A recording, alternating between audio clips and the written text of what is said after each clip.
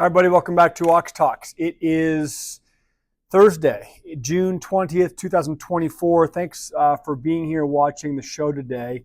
I getting a video up a bit late today. Just finished taking what turned out to be about a 7.5-hour deposition.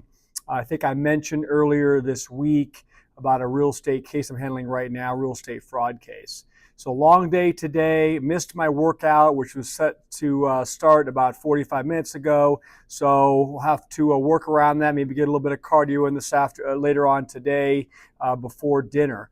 But some of these days it's just hard to get it all in, and we have to kind of make adjustments. And look, that happens. You can't beat yourself up about it. Sometimes things happen that are out of our control. You just get back into your schedule via the next day. Okay, just don't let it get you derailed. So I'm here. Saw some articles I wanted to share with you that came out over the last couple of days I thought were important. Thank you for all of you for watching the videos. Appreciate you subscribing to the channel if you haven't done so. Let's continue to grow the channel, grow the community. Appreciate each and every one of you. The comments are so intelligent, so detailed. Some of your guys' comments, it takes me, literally almost hours just to go through them. So I'm not being rude by not responding. Sometimes I'm short on time and I just can't get through them all. But I do read them, and I appreciate, I can't get through them all to respond, but I do read them and appreciate all the input.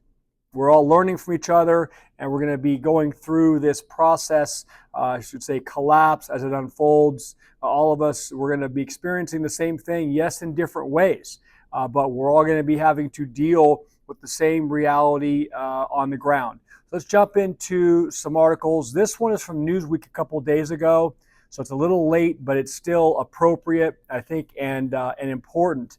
We talk about the housing market and how the housing market is starting to really turn over right now. We know inventories are high. We know mortgage rates are high. We know people are locked in.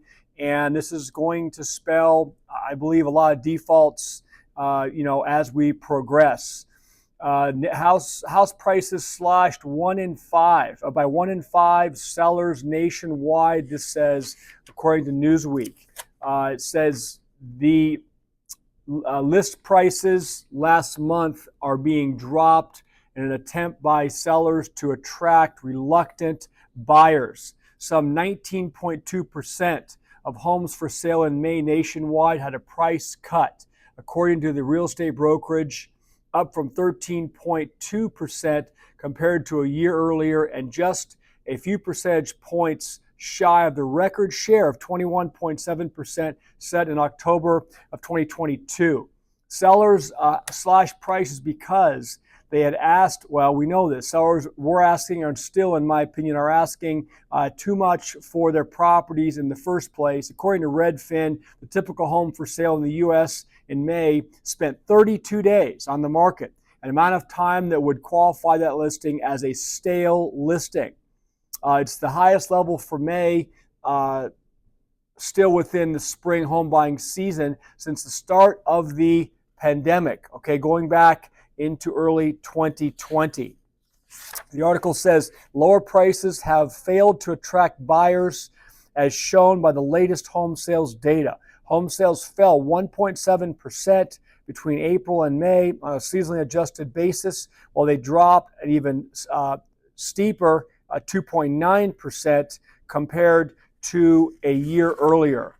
And it says only 2 months, listen to this, only 2 months in the past decade have reported lower number of home sales, October 2023 and May of 2020, when mortgage rates jumped to a 23-year high and the beginning of the pandemic. So those two time frames, which was October of 2023, when we had mortgage rates spike above 8%, and May of 2020, beginning of the pandemic. Those are the only 2 months that saw as great of a decline in home sales. So we need to pay attention to that. All right.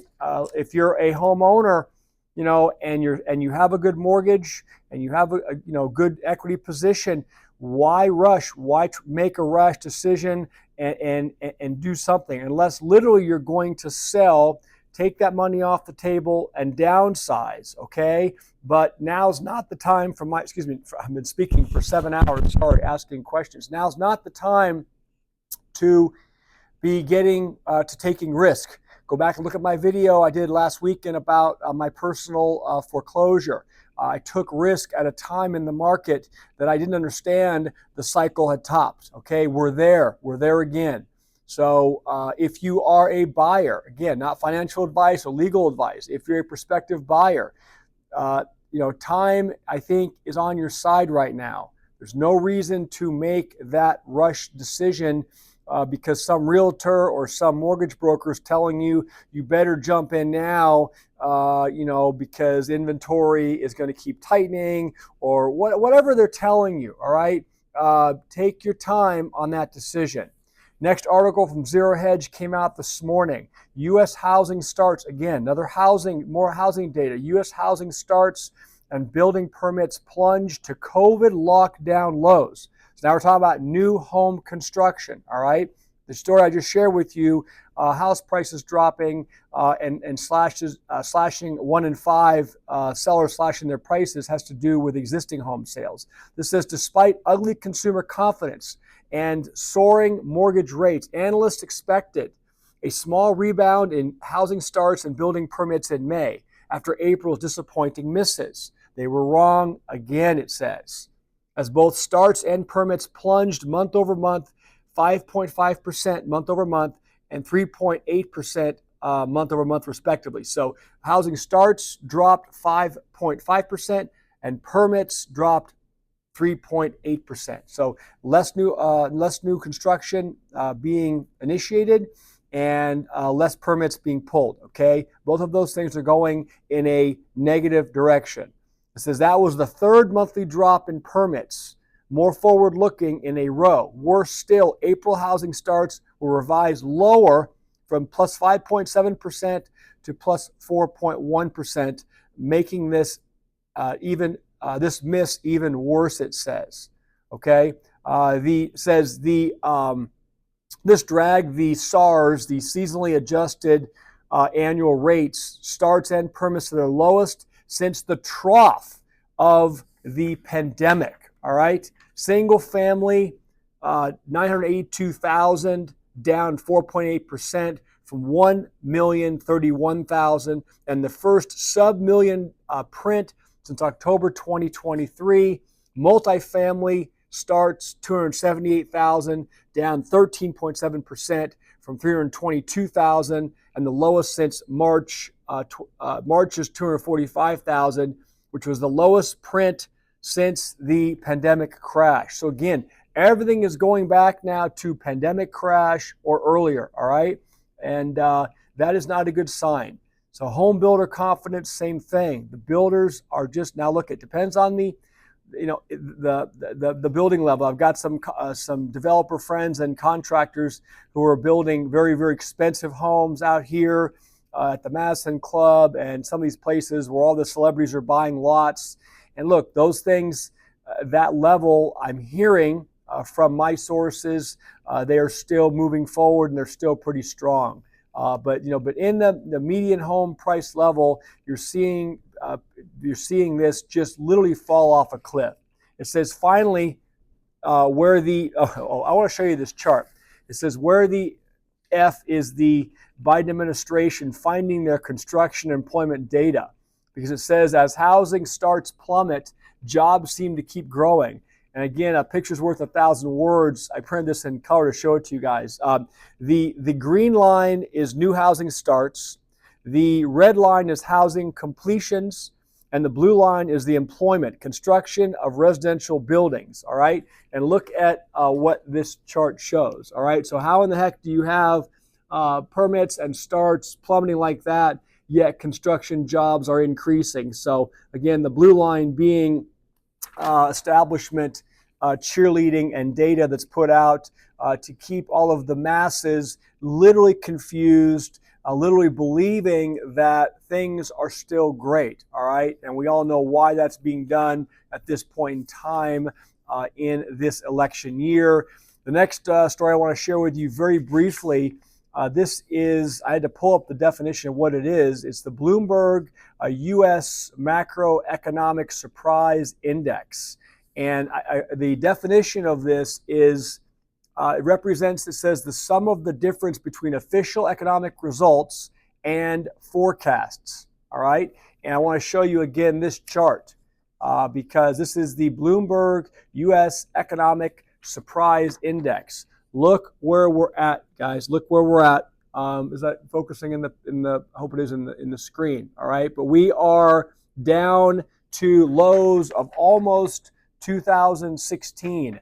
All right, if you follow that line, hold on, where are we at? Over this way. Okay, we have to go back to almost 2016 to be at a level that low. All right, so again, things are rolling over as if we all didn't know that, but I wanted to bring this to your attention to continue to highlight this so you know it's easy to get caught up in day to day and maybe take on an obligation or two or more that you know you really shouldn't be taking on. Now's not the time, all right?